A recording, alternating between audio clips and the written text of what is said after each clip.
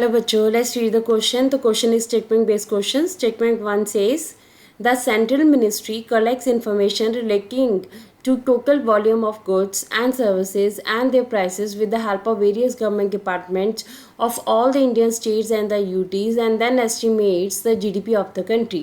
देखिए क्वेश्चन में स्टेटमेंट 1 कहता है कि सेंट्रल मिनिस्ट्री क्या करती है, हमारे पास जितनी भी गुड्स एंड सर्विसेज होती हैं उनसे रिलेटेड जितनी भी इंफॉर्मेशन है वो स्टेट गवर्नमेंट और यूटी यूनियन टेरेटरीज है उनकी गवर्नमेंट की हेल्प से कलेक्ट करती है. उसके बाद जीडीपी को जो है ये एस्टिमेशन करती है. स्टेटमेंट 2 कहता है कि इन इंडिया में the huge task of measuring the GDP is undertaken by state government ministry. कि इंडिया में जो जीडीपी को मेजर करने का काम है वो इतनी बड़ी टास्क कौन करता है, स्टेट गवर्नमेंट करता है. ऑप्शन 4 दिए गए हैं हमें. Option 1 says both statement 1 and 2 are correct. 2 says both statement 1 and 2 are incorrect. 3 says statement 1 is correct. Statement 2 is incorrect.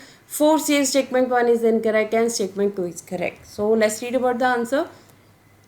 अगर हम आंसर की बात करें, हम दोनों स्टेटमेंट की अगर हम बात करते हैं तो जीडीपी हमारे पास क्या होता है, जितनी भी गुड्स एंड सर्विसेज होती हैं उनकी जो तीनों सेक्टर्स में प्रोड्यूस होती हैं, फाइनल गुड्स एंड सर्विसेज जो होती हैं उनका सम अप जो है हमारे पास क्या होता है, जीडीपी होता है. तो जीडीपी हमारे पास जो है सेंट्रल मिनिस्ट्री सारी इन्फॉर्मेशन जो है वो कलेक्ट करती है टोटल जो गुड्स एंड सर्विसेज हैं कहाँ से, इंडियन स्टेट से और यूटी से. ठीक है, उसके बाद जीडीपी का एस्टिमेशन लगाया जाता है. तो ये बिल्कुल करेक्ट है.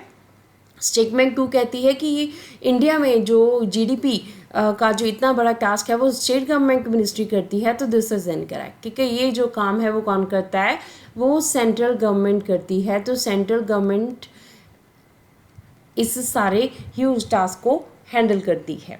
सो हमारे पास स्टेटमेंट 1 करेक्ट है, स्टेटमेंट 2 इज इनकरेक्ट. तो ऑप्शन 3 जो है this is the right answer.